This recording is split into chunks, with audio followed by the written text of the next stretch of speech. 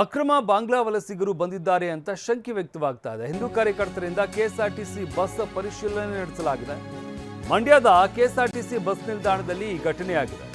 ಅಕ್ರಮ ಬಾಂಗ್ಲಾ ವಲಸಿಗರು ಬಂದಿರಬಹುದು ಅನ್ನೋ ಕಾರಣದಿಂದಾಗಿ ಕೆಎಸ್ಆರ್ಟಿಸಿ ಬಸ್ ಅನ್ನ ಪರಿಶೀಲನೆ ನಡೆಸಿದ್ದಾರೆ.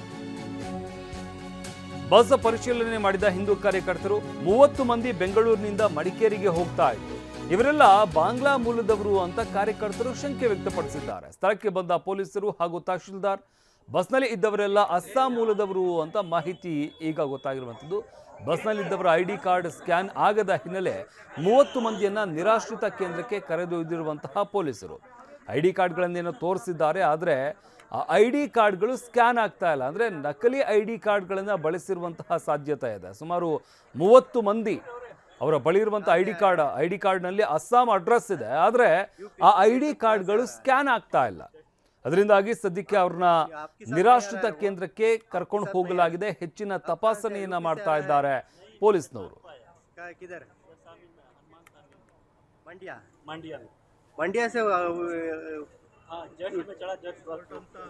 ಕೆಎಸ್ಆರ್ಟಿಸಿ ಬಸ್ಸು K045 0009 ಈ ನಂಬರ್ನಲ್ಲಿ ಸುಮಾರು ಒಂದು 30 ಜನ ಬೆಂಗಳೂರಿನಿಂದ ಕುಶಾಲನಗರಕ್ಕೆ ಬಾಂಗ್ಲಾದೇಶದವರು ಹೋಗ್ತಿದ್ದಾರೆ ಅನ್ನುವಂಥ ಸುದ್ದಿ ನಮಗೆ ಮೈಸೂರಿನ ರಕ್ಷಣಾ ವೇದಿಕೆಯ ಕಾರ್ಯಕರ್ತರಿಂದ ಮಾಹಿತಿ ಬಂತು.